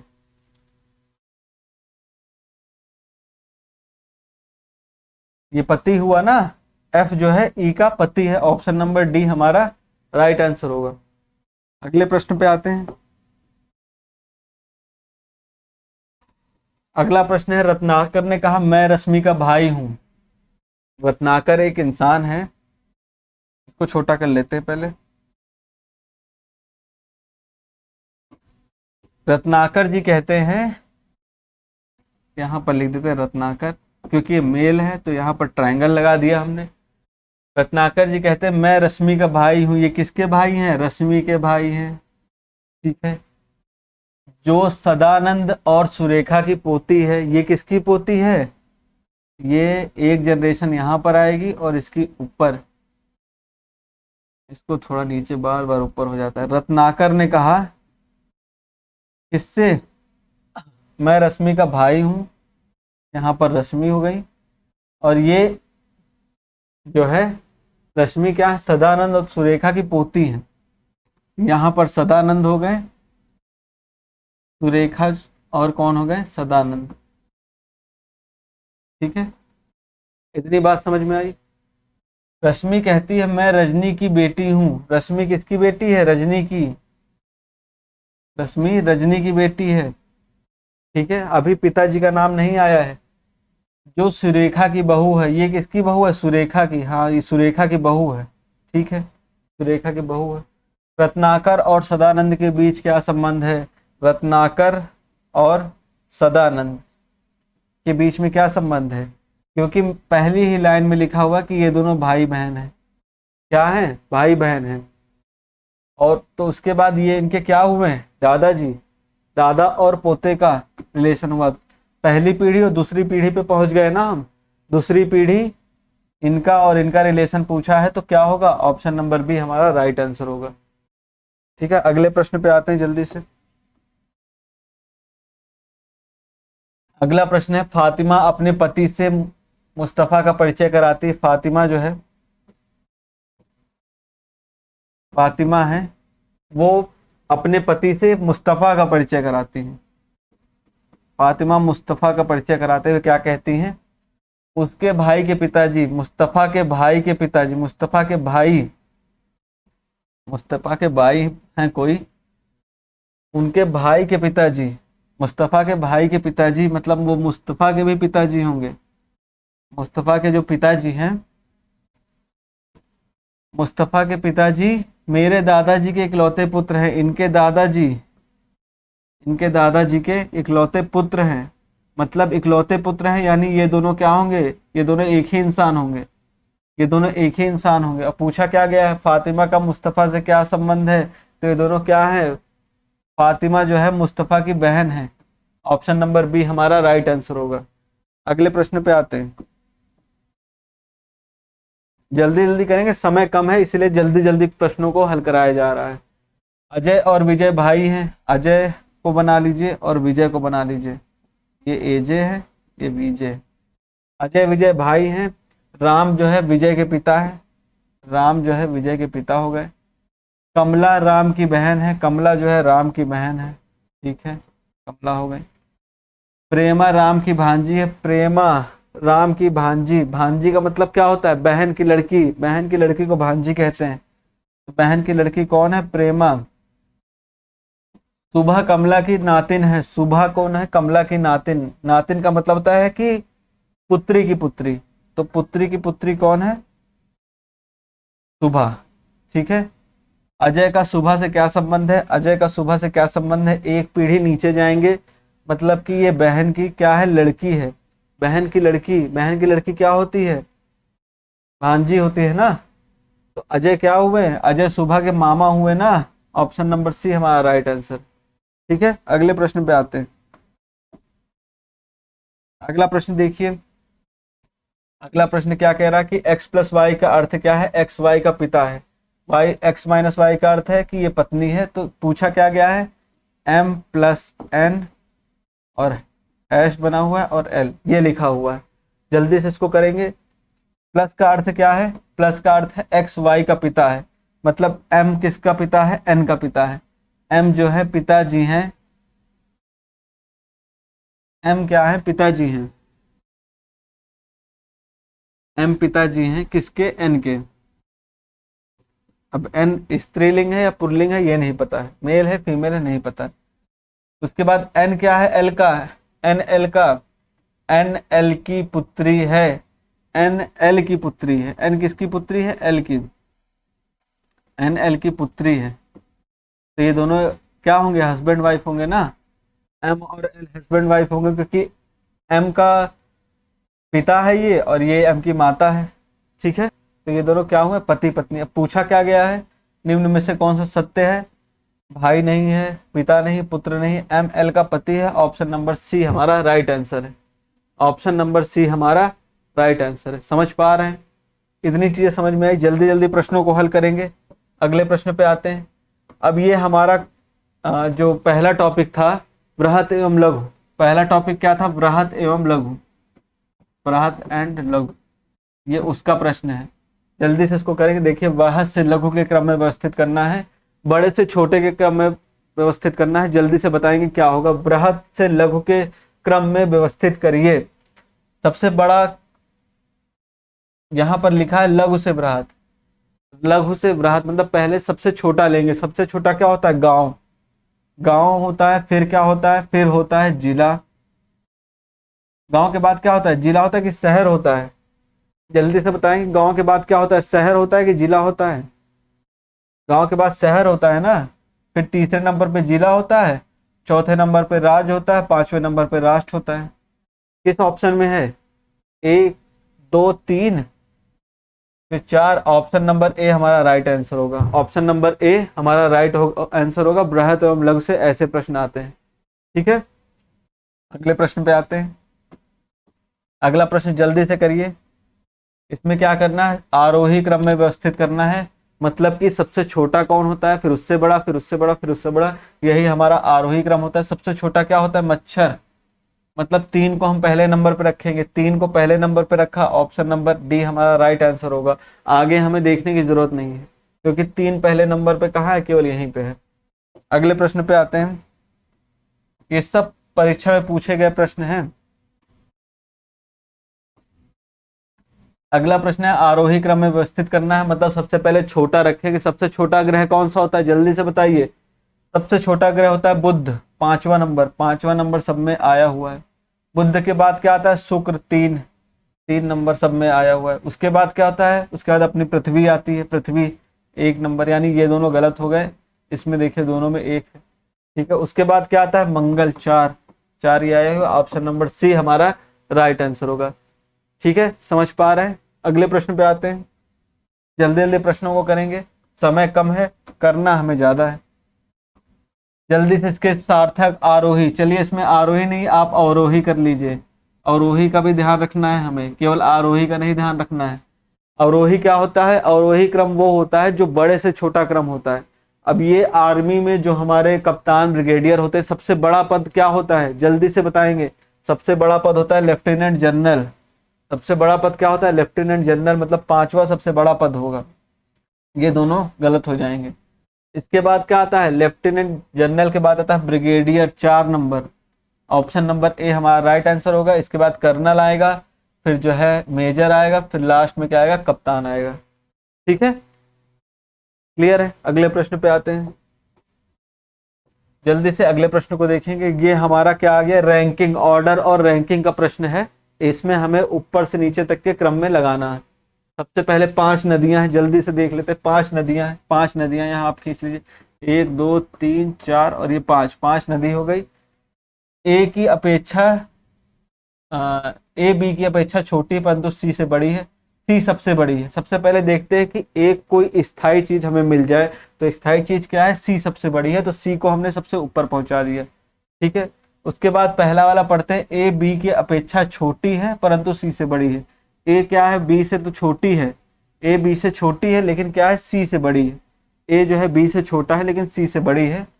उसके बाद डी बी से कुछ छोटी, डी जो है बी से कुछ छोटी है, और ए से कुछ बड़ी है, ए से कुछ बड़ी है। तो डी क्या होगी? बी से कुछ छोटी होगी। डी को यहां पर लगा दीजिए, डी बी से कुछ छोटी है। अब ये पूरा फिर से हमें करना होगा प्रश्न को। पहले लास्ट वाली लाइन पढ़ते हैं, यहां से पढ़ते हैं। डी बी से कुछ छोटी है और ए से कुछ बड़ी है। डी जो है वो बी से कुछ छोटी है और ए से कुछ बड़ी। कुछ का मतलब कि एकदम पास में, नजदीक यही है। नजदीक क्या है? यही है। अब ए क्या है? ए बी से अब छोटा है, ए जो है बी से छोटा है, बिल्कुल सही बात है। ई से बड़ा है, ई नीचे हो जाएगा। अब सही है। यहाँ पर कुछ वर्ड आ गया, ये कुछ का मतलब है कि ये दोनों पास पास ही हैं, एक दूसरे के ऊपर नीचे होंगे। जैसे यदि डी बी से कुछ बड़ा है तो डी को एकदम तुरंत ऊपर, डी से तुरंत ऊपर रखेंगे, जैसे यहाँ पर रखा है हमने। अब पूछा क्या है? सबसे छोटी नदी कौन सी है? सबसे छोटी नदी यहाँ पर आप देख पा रहे हैं, ई। ऑप्शन नंबर ए हमारा राइट आंसर होगा। अगले प्रश्न पे आते हैं, ये भी देखिए यूपी ट्रिपल संयुक्त चिकित्सा का प्रश्न है, जल्दी से देख लेंगे। कौन है? राम मोहन, मोहन सोहन और राम, मतलब कौन, कितने लोग हैं? 1 2, राम 3 लोग हैं। गोपाल है, मोहन है, सोहन है और राम है, 4 लोग हैं। ठीक है, 4 लोग हैं। गोपाल मोहन से बड़ा है परंतु राम से छोटा है। गोपाल को मोहन से बड़ा कर दिया परंतु राम से छोटा कर दिया। ठीक है,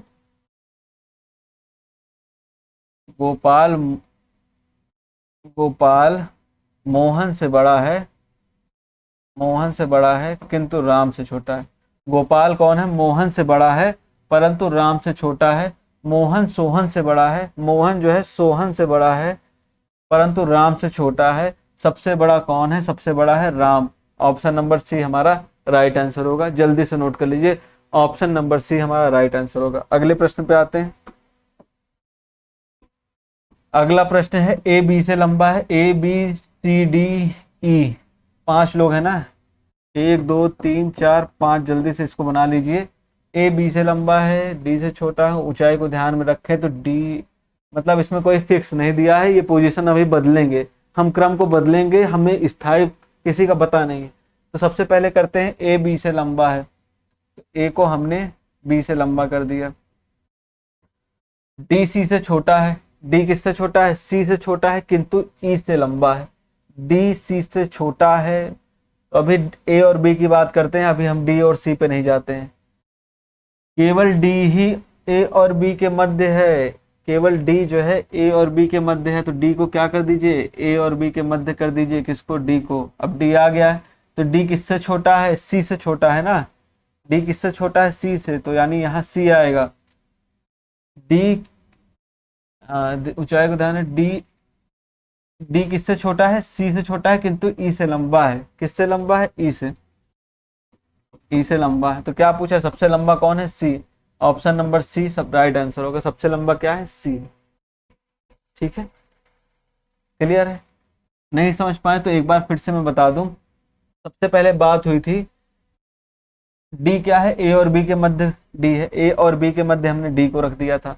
उसके बाद क्या है, ए बी से लंबा है, ए और ए ऊपर हो जाएगा, बी नीचे हो जाएगा। ठीक है, डी सी से छोटा है, डी जो है सी से छोटा है, लेकिन सी जो है ऊपर सबसे इसलिए चला गया क्योंकि ए और बी के मध्य में डी है, ये यहाँ पर बताया जा रहा है, ए और बी के मध्य डी है, इसीलिए सी को हमें ऊपर ले जाना पड़ा, और ई क्या आ जाएगा, सबसे नीचे आ जाएगा। ठीक है, इसमें ऑप्शन नंबर सी इसीलिए राइट आंसर होगा। अगले प्रश्न पे आते हैं। अगला प्रश्न देख लेते, 6 मित्र हैं, जल्दी से 6 मित्र बना दीजिए। एक, ये क्या है, एक वृत्त में बैठे हुए हैं, तो वृत्ताकार इनको बैठा दीजिए। ये वृत्त का क्वेश्चन है, इस तरह के भी क्वेश्चन एग्जाम में आ सकते हैं। एक वृत्त बनाए, देखिए एलडीए यूडीए की भर्ती परीक्षा का क्वेश्चन है। 6 लोगों को बैठाना है, 1 2 3 4 5 6, 6 लोगों को बैठा दिया। कौन कहाँ बैठा है ये पता करना है।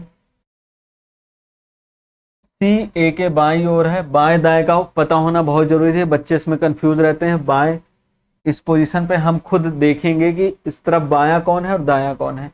तो सी डी के बाएं है, एफ बीच में है ए और ई के, तथा ई बीच में है एफ और, मतलब एफ किसके बीच में है, ए और ई के बीच में है, तो एफ को ए और ई के बीच में बैठा दीजिए। ए और ई के बीच में हमने एफ को बैठा दिया, और एफ बीच में है, ए और ई बीच में है किसके, एफ और डी के। एफ और डी के बीच में क्या है, ई है, और सी किसके है, डी के बाएं ओर है। सी डी के बाएं ओर है, यहाँ पर सी है, और बचा क्या, ए बी बच गया, बी हमारा यहाँ पर होगा। ठीक है, एफ के बाएं पूछा गया है, कौन है, एफ के बाएं, बाएं तरफ क्या होगा, एफ के बाएं मतलब नीचे हम आएंगे, नीचे क्या है, ई। ऑप्शन नंबर डी हमारा राइट आंसर होगा, एफ के बाएं कौन सा है, ई। ठीक है, इतनी बात समझ में आई। अगले प्रश्न पे आते हैं। अब ये भी स्थान वाला प्रश्न है, बहुत ही इंपॉर्टेंट प्रश्न है, जल्दी से देख लेते हैं इसको। छात्रों की एक पंक्ति में राम बाएं से 10वें नंबर पे है। राम कौन से नंबर पे है, 10वें नंबर पे है, 10वें नंबर पे राम बाएं से। श्याम दाएं से 5वें नंबर पे है, श्याम को भी ले आइए भाई। श्याम दाएं से कितने नंबर पे, 5वें नंबर पे है, कौन है, श्याम। जब राम और श्याम अपने स्थान आपस में बदल लेते हैं, मतलब राम यहाँ आ गया, श्याम यहाँ आ गया, राम यहाँ आ गया, श्याम यहाँ आ गया, तो राम बाएं से 15वें नंबर पे। अब राम कितने पहुंच गया, 15 नंबर पे, मतलब इनके बीच में कितने लोग आ गए, 1 2 3 4, 4 लोग आ गए, तभी तो 15 नंबर पे ये पहुंच गया। बताएं स्थान परिवर्तन के बाद श्याम जो है दाएं से कौन से स्थान पे। अब श्याम कहाँ पे है, श्याम जो है पहले 5वें नंबर पे था, पहले कितने पे था, 5वें पे। बीच में कितने लोग आ गए, 1 2 3 4, 4 लोग और आ गए ना, 5वां नंबर इसका हो गया, तो 5 + 5 = 10, 10वें स्थान पर होगा। ऑप्शन नंबर ए हमारा राइट आंसर हो गया। क्लियर है, अगले प्रश्न पे आते हैं, इसको करेंगे जल्दी से। ऐसा एग्जाम जो है, ऐसा क्वेश्चन लेखपाल की परीक्षा में भी पूछा भी गया है, और ये पुराने कई सारे एग्जाम से पूछा गया प्रश्न है। अंकों को निम्नलिखित समूह में से ऐसे कितने हैं जिनके 6 के पूर्व में 9 आया हो, और परवर्ती, परवर्ती मतलब 6 के पहले भी 9 हो और 6 के बाद में भी 9 हो, ऐसे कितने 6 है, तो जल्दी से देख लेंगे, आप भी देखिए जल्दी से, ऐसे कितने 6 हैं जिनके पहले भी 9 है और बाद में भी 9 है। तो यहाँ पर देखेंगे इस 6 के पहले क्या है, पहले 6 नहीं है, तो जिनके पहले भी 9, मतलब पहले और बाद दोनों में 9 होना चाहिए। यहाँ पर देखिए 9 नहीं है, इसके पहले और बाद में भी है, तो ये पहला नंबर हो गया। इसके पहले और बाद में क्या 9 है, नहीं है। इसके पहले और बाद में 9 नहीं है, इसके पहले, ये दूसरा है, इसके पहले भी देखिए 9 है, इसके बाद में भी 9 है। ठीक है, फिर उसके बाद ये देखिए, इसके पहले भी 9 है, बाद में भी 9 है, ये तीसरा हो गया। इसमें भी देखेंगे पहले भी 9 है, बाद में नहीं है 9, ये नहीं होगा। उसके बाद नहीं, मतलब तीन हमारे ऐसे, 1 2 3 ऐसे 6 हैं जिनके पहले और बाद में 9 है। Option number A. अगले प्रश्न पे आते हैं। नितिन का स्थान 10वें से ऊपर तथा 28वें नीचे से आया है। मतलब ऊपर से नितिन का स्थान क्या है? 10वां है। ऊपर से जब हम आएंगे तो नितिन का स्थान कितना है? 10वां है। और जब मतलब इनके ऊपर कितने लोग हैं? 9 लोग हैं। कितने लोग हैं? 9 लोग। नितिन से ऊपर कितने लोग हैं? 9 लोग। और नीचे से 28वां है, मतलब अगर नीचे से हम आएंगे तो 28वां हो जाता है। ठीक है, नीचे से आएंगे तो 28वां, मतलब नीचे कितने लोग हैं? 27 लोग हैं। कितने लोग हैं? 27 लोग। अब हम ऊपर देखते हैं। ऊपर अब पूछे कक्षा में कितने छात्र हैं, तो नितिन के ऊपर कितने लोग हैं? 9 है। फिर नितिन आया है, फिर नितिन के नीचे कितने लोग हैं? 27 लोग हैं। तो कितने लोग हो गए? 9 ऊपर थे और 1 नितिन हो गया। 9 ऊपर थे, 1 नितिन हो गया, तो कितने हो गए? 9 1 10 37। 37 ऑप्शन नंबर ए हमारा राइट आंसर होगा। ठीक है, अगले प्रश्न पे आते हैं। तो ये थे हमारे प्रश्न। मैंने आपको 4 टॉपिक कवर करा दिए हैं। पहला हमारा था कोडिंग डिकोडिंग, दूसरा टॉपिक था रक्त संबंध, तीसरा टॉपिक था बृहत एवं लघु, और चौथा क्रम और रैंकिंग। ये 4 टॉपिक हो गए हैं। क्लास 1 थी ये हमारी। अगले क्लास 2 में भाग जो हमारा 2 होगा, 2 ही पार्ट होने हैं। दूसरे पार्ट में हम बाकी के बचे हुए 4 टॉपिक्स को लेके आएंगे। तो मिलते हैं अपने अगली क्लास के लिए। नमस्कार।